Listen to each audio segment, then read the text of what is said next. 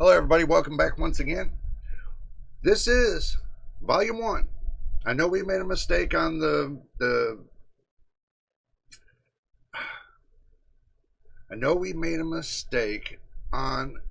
images thumbnails for chapter 2, but we're going to make it right on chapter 3. So we are on volume 1, chapter 3, the first one, which would be, what is the CPU? And the reason why we're starting here is so that way you understand what each part does in basic terms. And as we go up in skill, you will see that it's very important to know what your CPU does for the rest of your PC. So imagine your computer as a high-performance racing car, okay?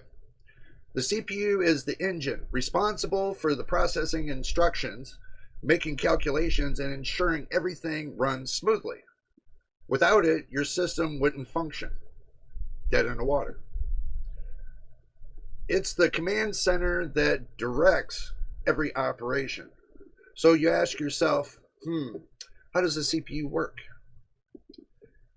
At its core, the CPU follows a cycle known as Fetch-Decode-Execute. It's known as Fetch-Decode-Execute. Fetch is it grabs the instructions from the memory. Decode, it interprets what needs to be done. And execute, it carries out tasks, whether it's running software, processing graphics, or managing system operations. This cycle happens billions of times per second, making the CPU one of the most powerful components of your PC. So let's say you want to do AM4, a DDR4, and you want to learn about PGA, called Pin Grid Array. Since you're in the beginner class, we are focusing on AM4 CPUs for right now, for this video, for Pin Grid Array. PGA design, the CPU has pins that fit into the motherboard socket. So basically it only can fit one way. Don't try to force it because you'll bend those pins and then you'll be in big problems. Installation is very simple. You'll line the pins gently, place the CPU, and secure it with the retention arm.